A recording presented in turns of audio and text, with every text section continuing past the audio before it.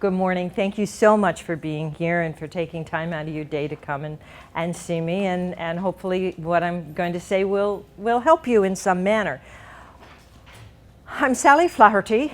You have to have that little lilt in it because it's a grand Irish name. And I work for the Department of Education. And yes, I work for the Department of Ed. Okay? Sometimes it's not a ride for the squeamish, but it is such a great ride. It is good to be able to help students. And I know you don't think about that very often, that people in PDE are here to help students, but I work in the curriculum department and I can talk for the curriculum department, and that is what we do every day. We are here to help you, the professionals in the field, do your jobs to help students succeed. They hired me as the social studies advisor, all right, because social studies is a second session for me, because when I graduated from high school, you know, back with John Dewey, they told me that I was not allowed to be a social studies teacher because I couldn't coach. Yeah, and I believed them. So I said, well, okay. So my sister was a speech pathologist. And I figured if she could do it, I could do it, right? So I'm a certified speech and language pathologist and still have kept up with my certifications on that. But I concentrated on language for learning.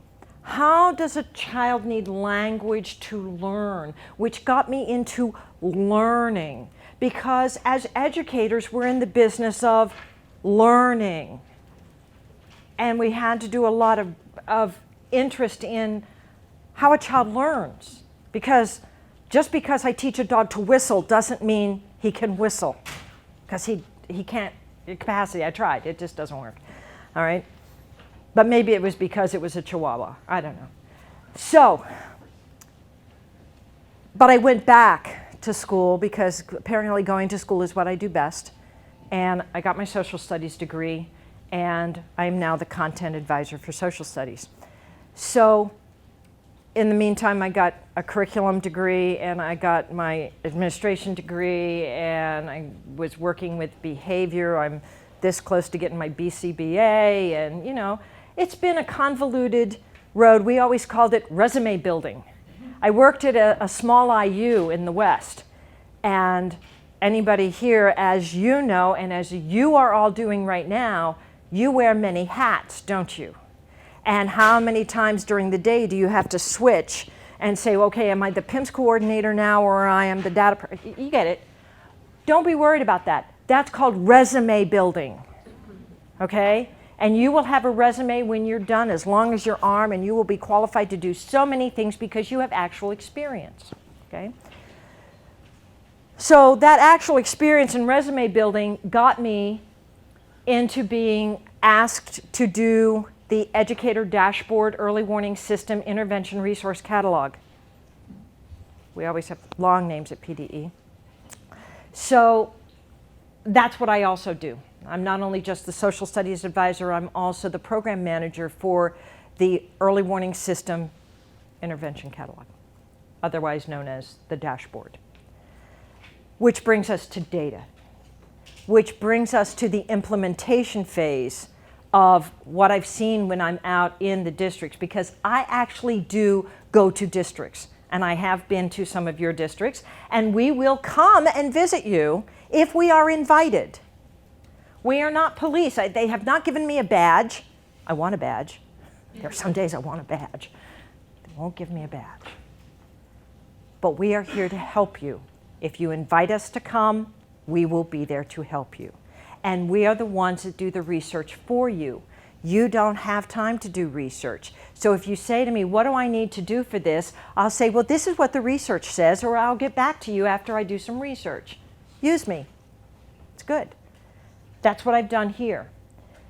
In the implementation phase for using data, the one thing I have found that is an area of difficulty for leaders is, how do you put data center stage in a school culture that is not about data? The rest of our lives is filled with real-time data. I get into my car and I turn on the ignition and it gives me real-time information about my oil life, my gas. Even when I'm driving, it tells me if I'm driving efficiently for fuel economy, okay? That's real-time data. I wear an Apple Watch, so I have real-time data on if I am indeed having enough active calories during the day so I can stay fit and get out of the decade of death. Which when we were 30, that was funny, but now that I'm in the decade, it's not so much, okay? But I use data. I thought I was active before, but once I got this, it's like, I'm like a couch potato. And I find myself at night, it's like, I only have 100 more steps to reach my goal and get my badge, and I get up and I walk around my apartment. I mean, it's about getting the badge, right? But it's real-time data. You live by real-time data. We are healthier now as a nation because we have real-time data. Is our educational system healthy? And how do we know? We have to look at the data, but there's so much data out there. You guys are collecting data all the time. All the time. What do we do with it? Do you get data off your SIS to help students? Or is it more of a report at the end of the year of, you know, we didn't do so well in February, and it's June, okay? Those are quarterly reports, you know, how we do as a nation in our economic downturn for the first quarter, et cetera. Real-time data. It's a new concept for education because our educators love students. That's why they went into education. They did not go into education for June, July, and August. And they did not go in for the pay. Maybe for the retirement benefits, but, you know, no. Why did they become educators? Let's think about it. So let's give them the tools they need to fulfill what they want to do and help them do their jobs easier. Because loving and being concerned about the students is one thing. Having action to put that love and concern into play to help a child is another, okay? So, as I'm out there in districts, it is the leader. And the leader has to remember this. I love Abigail Adams. Dated John for a while until she found out. I mean, I spent hours with him on TV, and then I read the book, and when you spend that many hours, you know, in a book getting to know a person, it's like you've dated them, right? So Abigail said that learning must be sought with ardor and attended to with diligence. Practice makes permanent. We have to remember this. I have this on my cubicle wall because it is about diligence and ardor and happily pursuing a topic. You're in this room because you are a leader. You have been chosen to represent your district at this conference. It was not just, well, somebody's got to go, let's flip the coin. Unless that was yours. Was that your reason to come? You lost the toss. All right. You're the leaders for whatever reason, whether in title or whether in character. You are the leader. And as the leader, and if you are going to be in charge of moving data and getting your educators to use data, these are the steps you must do. Now, this is going to be basic. Very, very basic to get you started. People don't think like you, believe it or not, because if they thought like you, then your job would be really easy, right? You wouldn't have to correct the accuracy of the data that you put in, right? That's why you're in that position. Or your administrators, we have administrators here? Yes. Okay? If they all thought like you, your job would be really easy, wouldn't it? All right. So, This presentation is about using the research that has been done before that says the wheel is round. You don't have to reinvent it. Let's look at what you need to do as a leader to start moving data center stage in your school, right? All of this is for you, the leader. And I can get you a badge that says the leader if you want. Or make yourself one, a Post-it note that says the leader, because that's exactly what you are.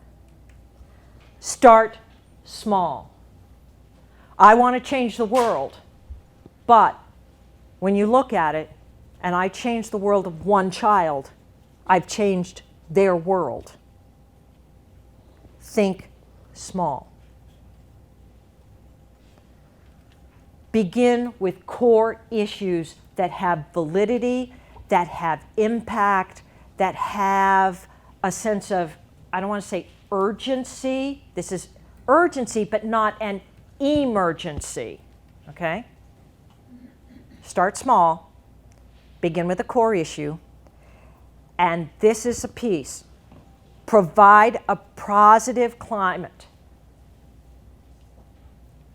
Educators are out there who think that data is used as a gotcha. They think that because of student performance, you're going to come in and tell me I'm not doing my job. If that's why you're using data, stop, because that's not the use of data. The use of data is to help students succeed, not if the teacher is doing their job. Okay?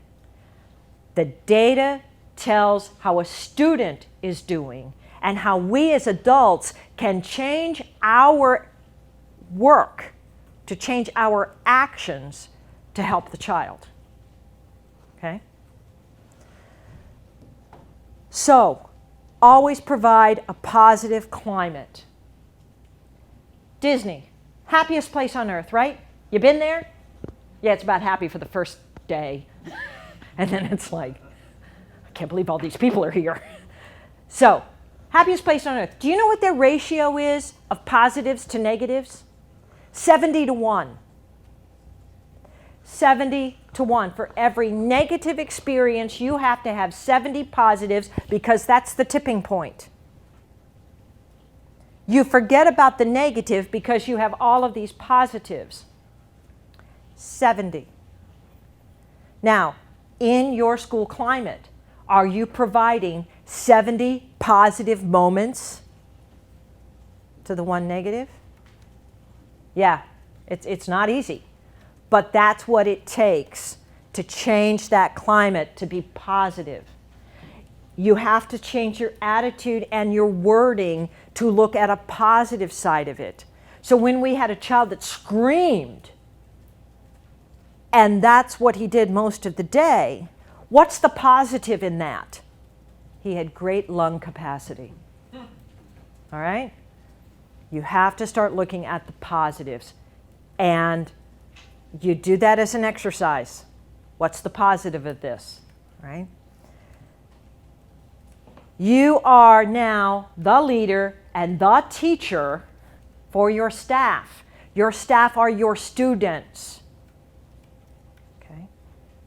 Provide for them many opportunities. Learning opportunities. Help it be formative. If you have to say, how many times do I have to tell these people? Well, guess what the answer is? Obviously one more. I mean, really?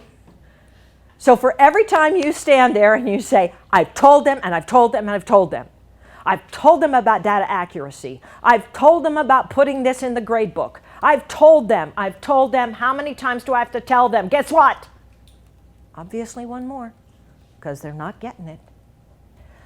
Provide learning opportunities. Actions that are reinforced will continue. Actions that are reinforced positively will be continued. Right? But above all, Be the leader. And be patient. You're changing the world. It doesn't happen overnight. Talk to Nelson Mandela. Dated him for a while too. Okay? I mean, that man was patient. Do you know how many years did he spend in prison before he could change the world? Can you be no less? You're changing the world. Be patient.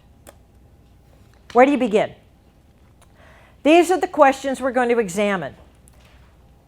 Basically, it's like, what do you want to examine?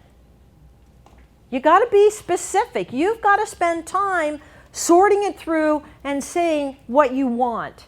Now, this is all done. You're doing this in your car, in your racquetball session, in your jog, in your office, if you're in the cafeteria pretending that you're watching people, okay? What do you want to examine? Are you collecting that data already? So you better talk to your data people to know what you're collecting. All right? I had one school that had no idea how many assessments they gave in the school. So we had to do an inventory. They couldn't believe how many assessments were going on in their school on a daily basis. So they really did begin to know then about too much testing time. Okay? What are you collecting? What is the process to provide you that data? Okay? I may want to know what my target heart rate is and how many minutes I am in the zone, but can I get that information? How easy is it to get? How difficult is it to get? And do you already collect it? Who will examine that data? So once you get it and you get your focus, who do you want to look at it? But above all, are they data literate? We can assume they know, but I'm telling you, elementary school teachers, and you look at the graduate programs for getting a degree in elementary education, do any of them require higher level math for graduation to get a master's degree? So the last time an elementary teacher had any kind of math course was when? Yeah, see, you got to think. Was it their freshman year in college? Maybe. But some can get through by having 10th grade geometry. Okay? Now, I'm not casting dispersions upon elementary educators because they spend a lot of time in their field understanding child development and growth and learning, et cetera, et cetera. Math has not been one of the things they do. Data literacy has not been in the forefront of their education. So, are they data literate? And if they aren't, what are we going to do about it? Okay? Then we have to look at the time. When are we going to examine this data? When in my school day am I going to do this? And is anything going to be done with what we found? I had one school that did not want the educator dashboard because they didn't want to know how many kids were at risk because they couldn't deal with it. That works, sure. All right?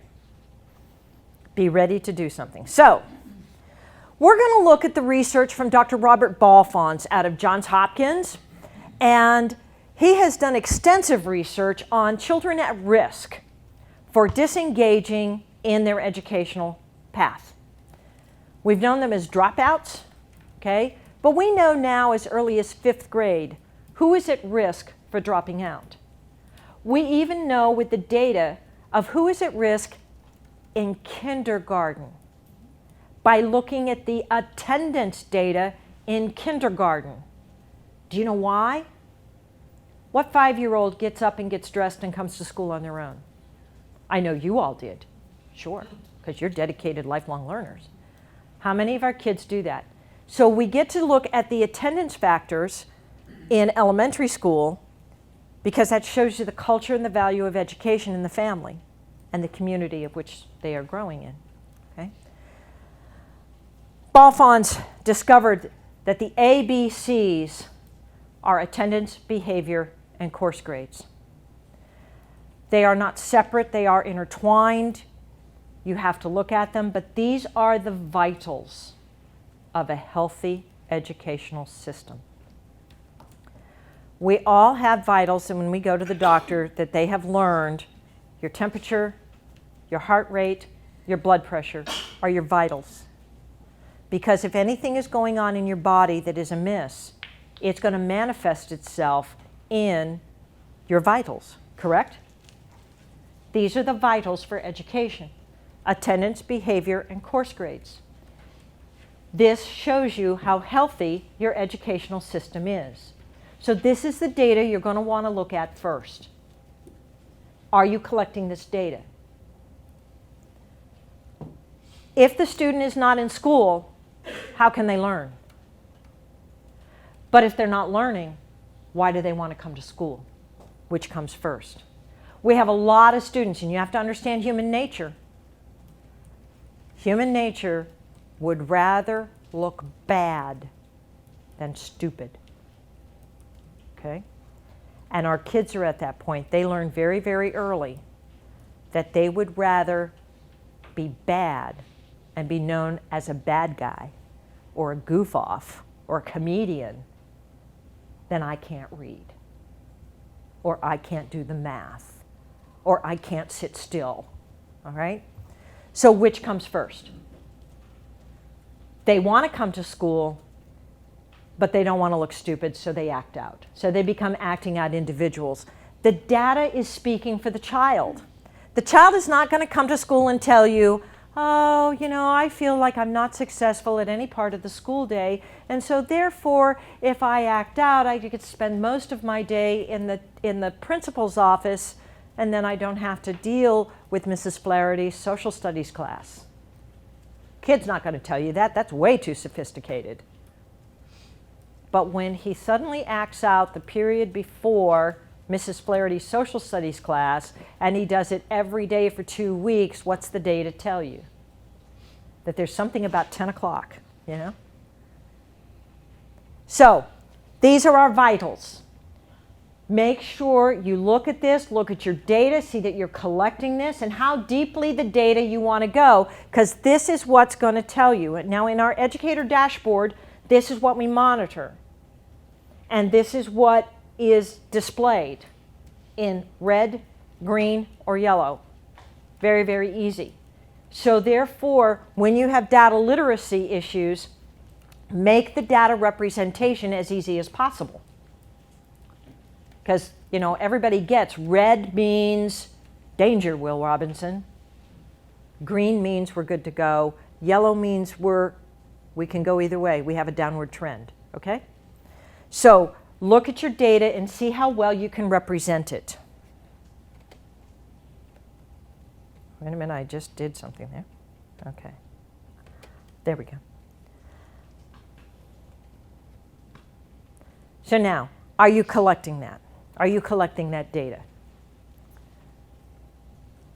Look at what you've already got going. Don't reinvent the wheel. Talk about what you've got. And inventory those data points collected. So if we have Jack who doesn't want to come to Mrs. Flaherty's social studies class, do we collect that data? How do we do that? Who does that? Is it a clerk? You get the idea? If I want to know how many half days we have, do we collect half-day absences or do we just collect full days? I know this is logical, but it's like, if it's in the PowerPoint, then you can say, I got to look at it, all right? But also you have to look at the fidelity. How accurate is it? Are the teachers uploading this information daily? Or are they recalling it on Friday afternoon before they leave because they have to submit their reports before they can go home for the weekend? So, how valid is it? We had one school that had tardies. that everybody that was tardy was treated equally. Whether they were tardy for 2 minutes or whether they were tardy for 2.5 hours, they're all equal, because tardy is tardy. How valid is that? A student who is never ever tardy and then all of a sudden is tardy 1 week, 3 days in 1 week. What's going on? Yeah, mom had a cold, I took NyQuil, and I didn't wake up. It wasn't his fault he was late, it was because I was incapable of driving at the time, okay? But guess who had to serve detention? The boy who was late. So at that point in time, I was trying to teach this middle school child, my son, about responsibility. Accept responsibility. If you did it, there are consequences for your responsibility. You've all had that talk with me, right? So he says to me, so fine, you overslept, and now I have to serve detention. I said, no, I'll serve detention with you. So I went in, and I served detention. Oh, he was so embarrassed. But I sat in the office after school and did my work. So we're talking about validity. We're talking about equity. We're talking about looking at the fidelity of your data. Now, all of this is being done before you do anything else. This is still for you, the leader, to do. When we look at, these are the, can you see, David Ronca, it's not Fob, it's Rob Gair, and Mr. Marcinichek. Those are leaders, especially when you want to Google any information on data use in schools. Google Gair, G-E-I-E-R, okay? They have to look at these critical factors for data use. Is it accurate? Is it organized? Do we have multiple measures? How valid is it? Is it relevant? Can we disaggregate it? Are we looking that when we say we have 50% absences on Fridays, what else do you need to know about that? This is how to disaggregate it. Is it just the basketball team that's absent on Fridays? Is it sports teams? Is it clubs? Is it kids that have the flu? Do we have an epidemic going on? You see, you have to disaggregate that to get down to core issues. Believe it or not, people do not know how to do that. That comes easy for you, but other people do not know how to rip those layers into usable information. So help them and give them ways to disaggregate. You have to look at the capacity of your culture, of your district, of your school, of your classroom. You have to have this culture. Now, you're moving to change the world of your district, to move to be data. You have to have commitment. Now, what does commitment mean? That means doing it for more than 3 weeks, okay? The commitment means you decide what it's going to be, so when you roll it out in August, it's the same message in October and December and February and March through May. Commitment. So many times in education, we have had things change. It'll go away. Oh yeah, that's the new thing. It'll go away. That's the new, yeah. Oh, I remember that. It was called this before.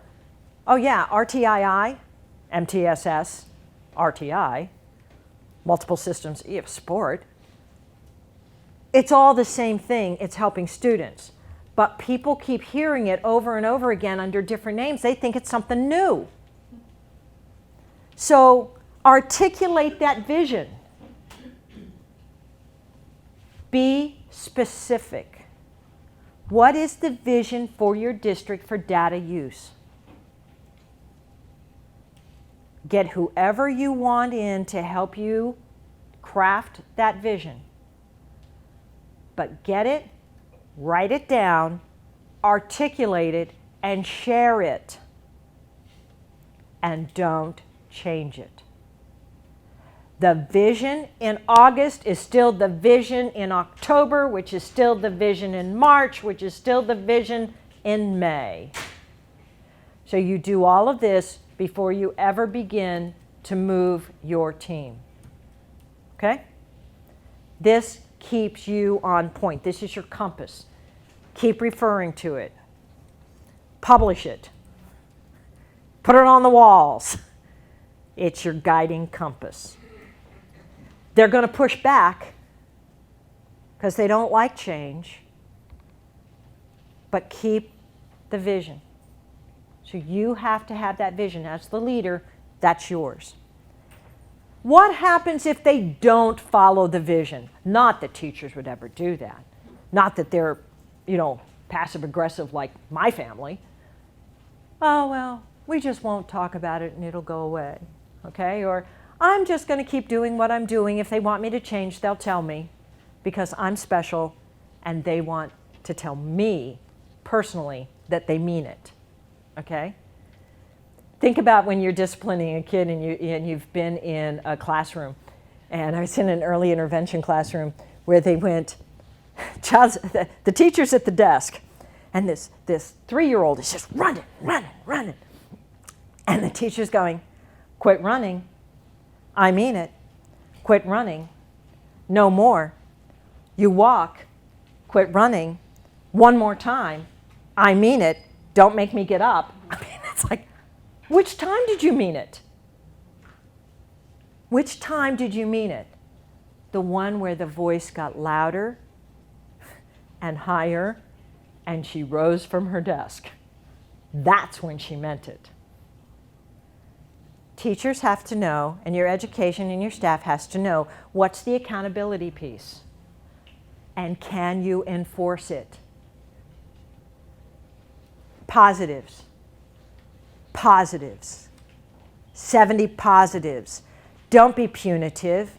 Be positive.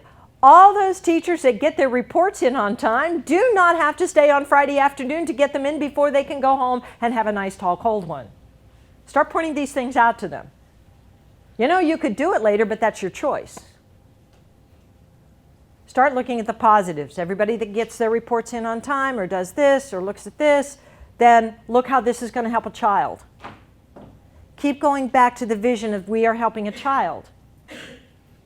We're not doing this because I think you don't have anything to do on Friday afternoon. All right? You're doing this because this thing that you're doing is going to help this child. We have a school over Albert Gallatin School District. Are you familiar with Albert Gallatin? Down in the southwest of the state. If you use your left hand as Pennsylvania, they're down here. Erie's up here. Got that? I know everybody's looking at their hand now. All right, down here. They have used the data from the early warning system for 2 years now. And because of their proactive way of accountability and collaboration and modeling, they have kept 26 children out of the AEDY program. 26 students are with their peers. They are in their district. They are not being shipped out to another place. 26 lives were changed because they used data. Now that is a success story in itself. So when you celebrate those successes, accountability just starts going through the roof. People want to use it. People want to do it. But above all, you model. You model. You model. Your actions, your words, how you do a meeting. If you want to be data-centered, then start every meeting with data. Walk the talk. Expect them to come with data. We have schools that have data that when they come in for their faculty meeting, the first 10 minutes is spent on the top 10 children at risk based on your assessment on such and such a day. It's no more pleasantries of, you know, the vending machine isn't working in the faculty room. My room is too cold, right? These kids are always late. They don't bring their books. Have you heard it? You hear the noise. Let's start looking at the signal. So the leader is there focusing them. You're modeling, you're talking, you are accountable, and you have the vision, and this is single-handed. How do you think Disney does it? They're focused. They model. They want you to believe this is the happiest place on earth, and it is.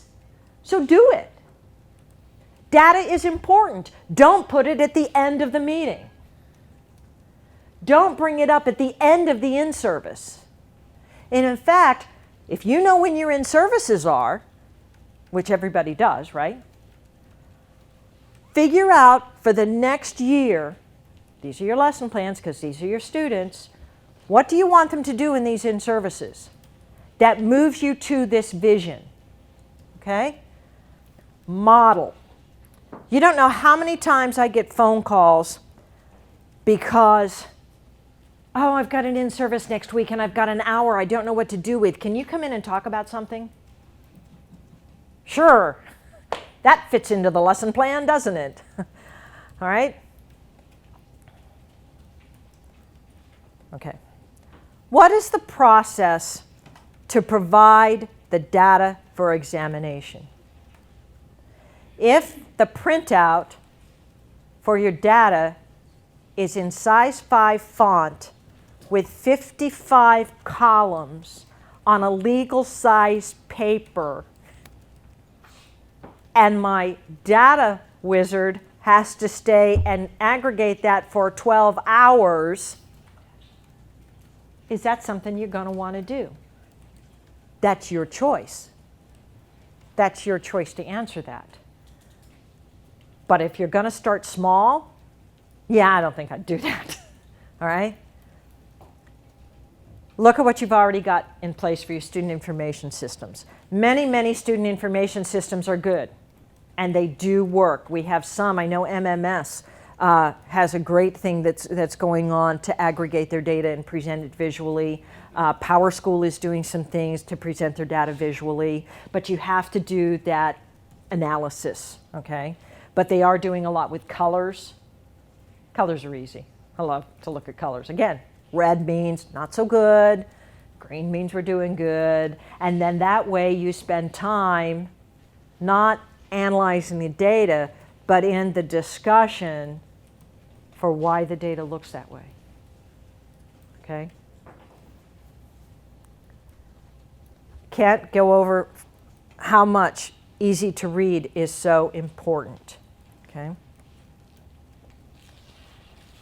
So now you've decided, you have your vision, it is articulated, you have it, you know it, you say it in your sleep, you do it in the commute on the car on the way there, you are ready to go, it is published, it supports the vision statement of the school, etc., etc. Now, who's going to look at it? Who do you want on your team? Don't start with everybody. It doesn't work. In all organizations, you've got 20% of people, about 20% of people who are going to jump on board with you.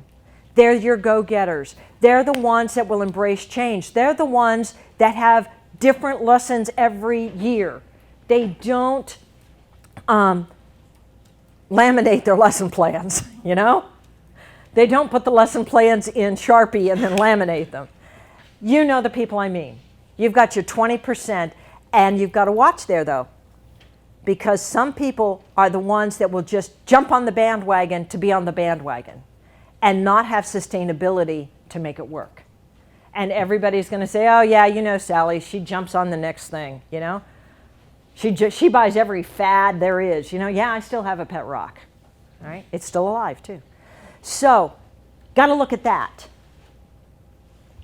Look for the people that are going to support the vision. You've got 20% of them. Now you've got your bottom 20% that are so ingrained in the culture of what they do, being the kings and queens of their domain, because they've seen it come, they've seen it go. Or you have newbies that just don't know how to change because I'm so new I don't know what I'm doing. I'm just trying to survive every day. Don't ask me to change. They're included in your 20% at the bottom. Okay? Because they're so overwhelmed, they don't know what else to do. So you got this 60% in the middle. There's your fodder. These are the ones you want to change. These are the ones that you want to support. Because you get them to the tipping point and you're going to get over. So, pick your teams from the top 20. Pick your teams, have people from the middle that are, they're on the fence people. And pick one person from your bottom 20, because they're going to keep you anchored. Okay? Because if you can change that one from the bottom 20, you're on your way. But if you aren't, then you got to change your plan because the data is telling you it's not working, right? You see what I mean? So if you want a valid a working group, look at your information, look at your demographics. Ask for volunteers. You know the ones you can go to and say, hey, I'm thinking about doing this. I'd like you, Tim, to come with me. Do you think you're up to it? Do you have time in your schedule and your commitment to help this? Ask them. Because you don't want somebody that's going to give you part-time for a culture change. Because you know what? They have to have commitment and accountability because they become leaders as well. Right? Am I telling you anything new? You know this. But it's nice to hear somebody validate it for you, right? Okay. There's also a good book out there called Switch by Chip and Dan Heath. If you have not read it, put it in your library. Okay? Or check out the website. It gives you, pretty much what's in the book.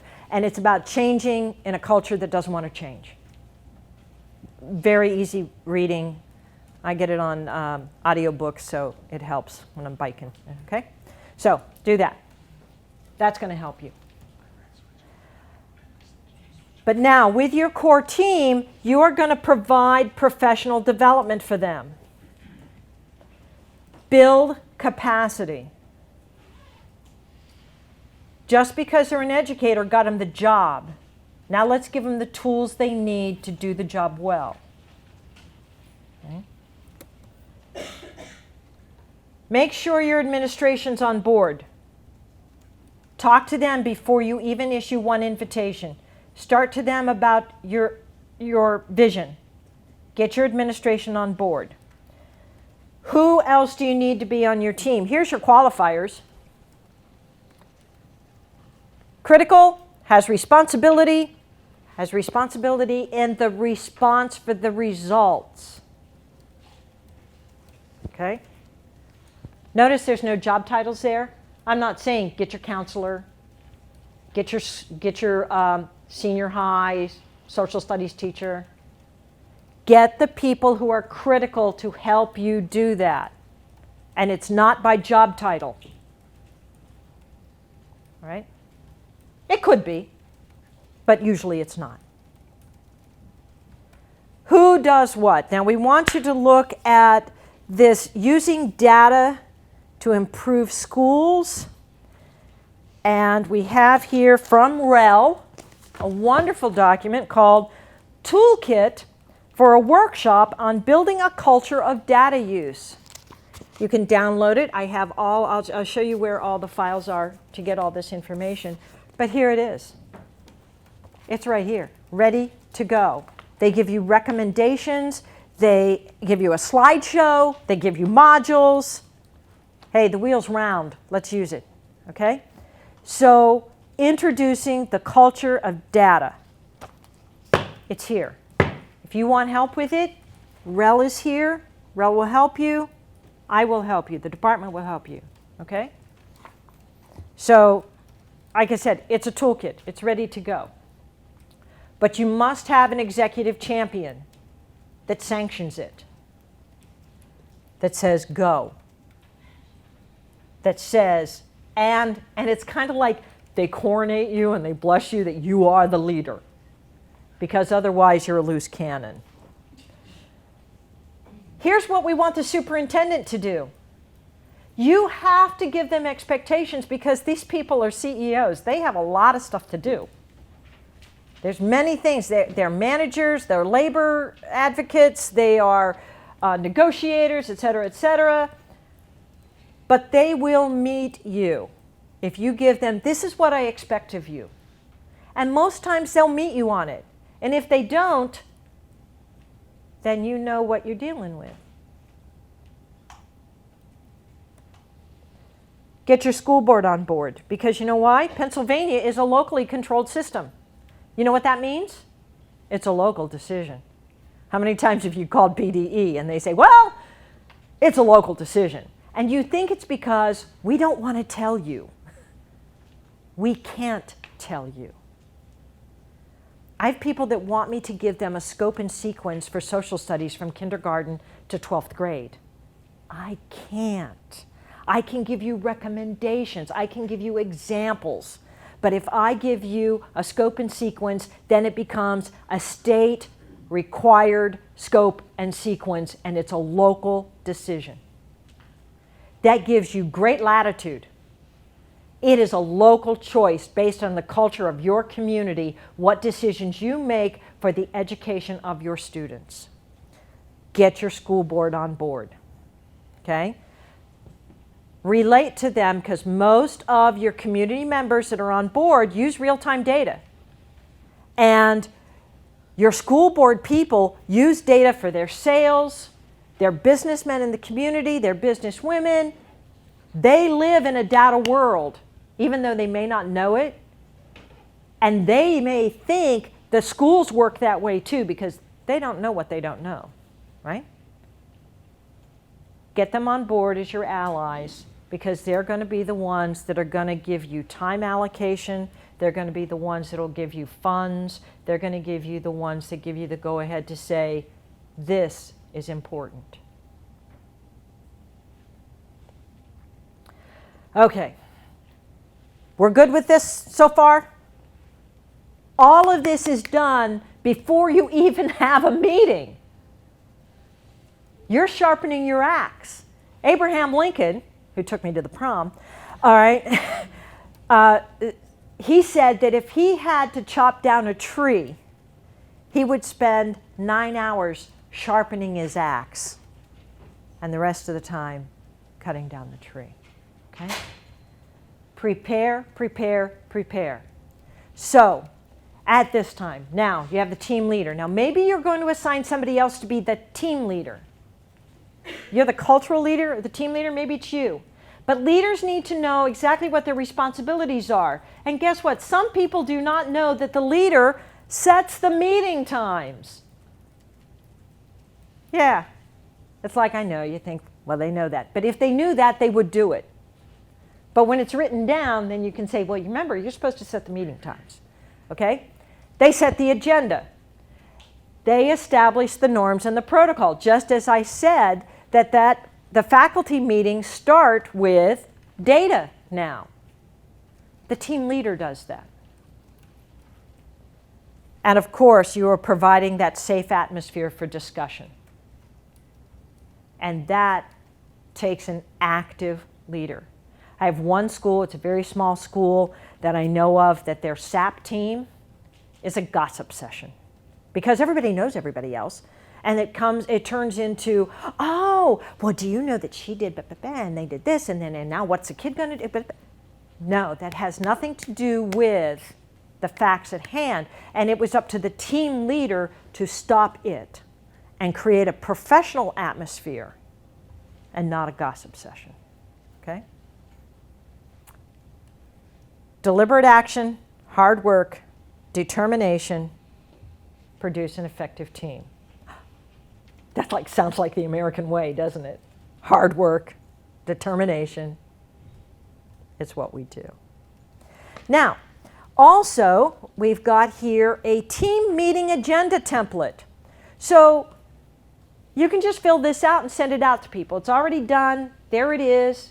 It's a sample for you to use, because then we have a template also for the, let me do this, team meeting minutes. In your team meetings, have you assigned roles? Have you ever had a team where you assign roles that you're the cheerleader, you're the devil's advocate, you're the taskmaster, you're the time master? Keep us on time, keep us on task, look for the good points, look for the bad points. It's very easy to have those role models when you're starting on a team that you are just starting to create, because you go through that storming, norming phase, right? Because people don't want to say anything bad, because that's not my nature. No, that's my role. Let's look for the obvious, what are the downsides of this? Get them out there, get them vocal.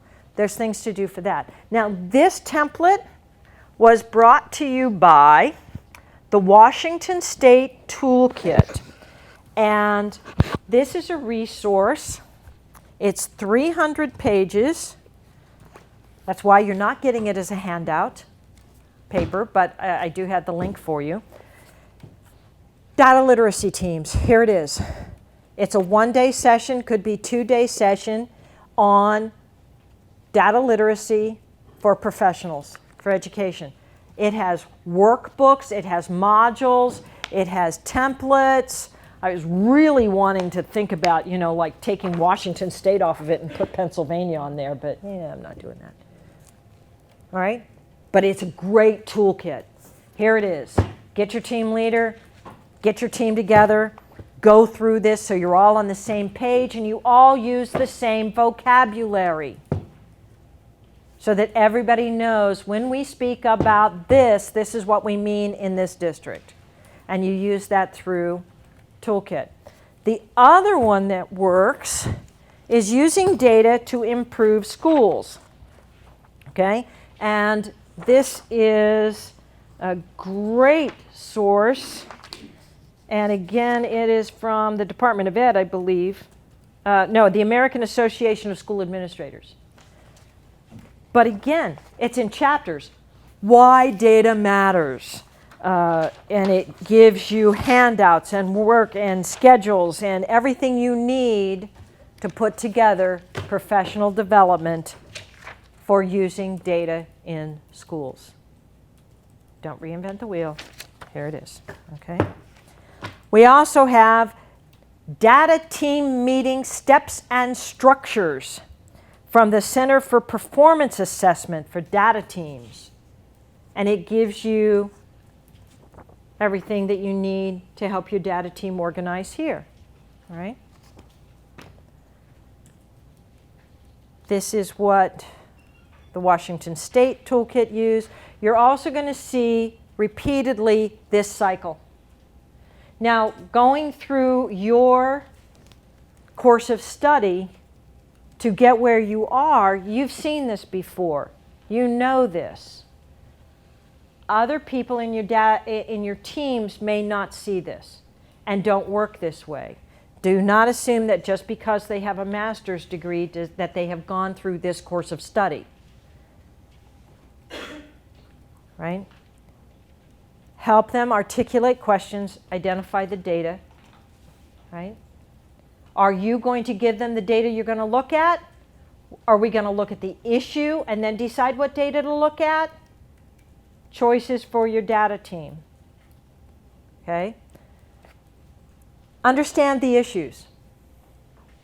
If you are looking at alternative ed programs, then you want to have a team that's going to understand the issues of community and challenges for students who are not engaged.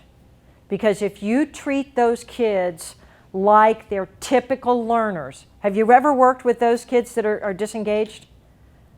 They're not your typical learners. If they were, they'd be successful.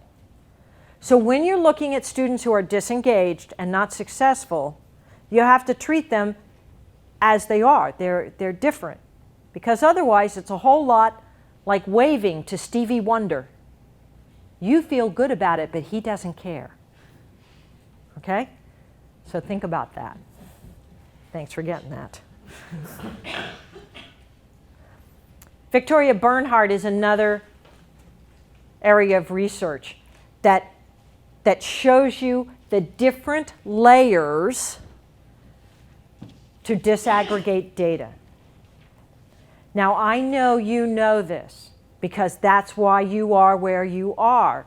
But again, other people don't know how to peel the layers, how to get through the parfait to get to the gooey good stuff at the bottom. Right? So Victoria Bernhardt is there to provide those questions. Now we also have root cause analysis, and this comes out of the Washington State Toolkit that gives you how to do the analysis. How do you look at root cause? How do you get to the bottom of it? We had a girl one time, I heard about a girl that was late every day for school. She came to school every day, secondary, at 9:30 in the morning. Every day, 9:30.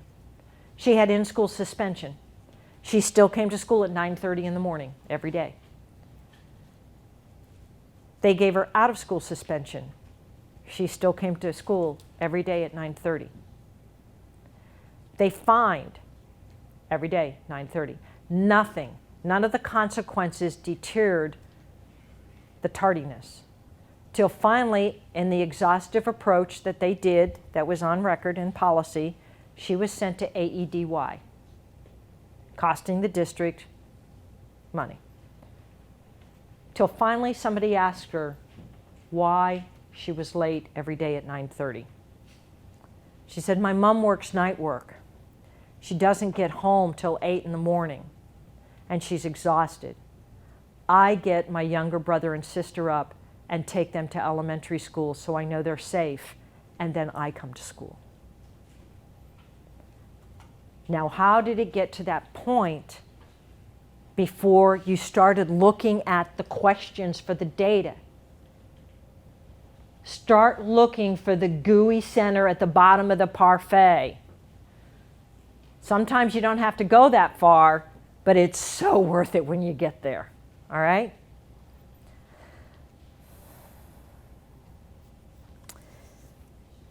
It's not necessarily the answers that are important. It's the discussion. When do you have an opportunity to sit with your peers and talk in a professional format with a professional discussion to look at issues? When was the last time you did that? Oh yeah, I came to the conference. And the conference is 2 days, and now you're going to go back. And are you going to debrief with somebody? Is it going to be official? Or are you just going to, like over lunch, we talked about this.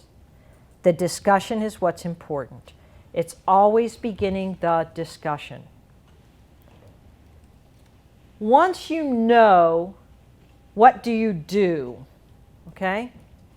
Plan and take action. There is no sense in knowing something if you're not going to do anything about it. Okay? Do you know the phrase, ignorance is bliss? Yes? Wait. Yeah. Where did that phrase come from? Back when I was dating James Garfield in 1881, he was shot in the train station. He was shot in the back, okay? But he did not die right away. And in fact, today, he would not have died at all, as we saw with Ronald Reagan. No, I didn't date him because I didn't like Nancy. So, James Garfield was shot in the back. And it was just at that time in life when they started looking at germs, these microscopic things that could kill you. But yet the Victorian medical people thought that it doesn't exist if I can't see it. James Lister from England was in the United States and had talked at a conference about a simple thing you could do is wash your hands before examining a patient. Dr. Bliss was his name, was the lead doctor for James Garfield's medical team.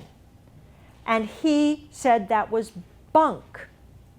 And he came right in off the street and probed the wound with his bare hand.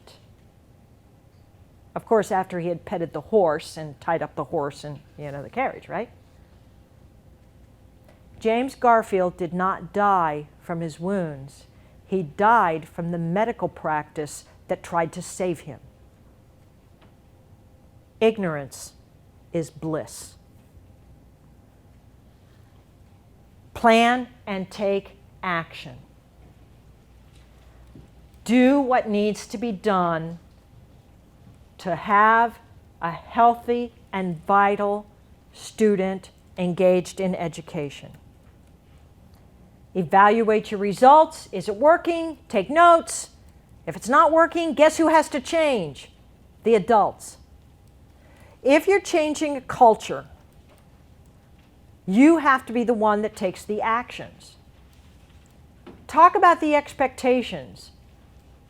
When do you think teachers are going to start looking at data? When is the team going to get together?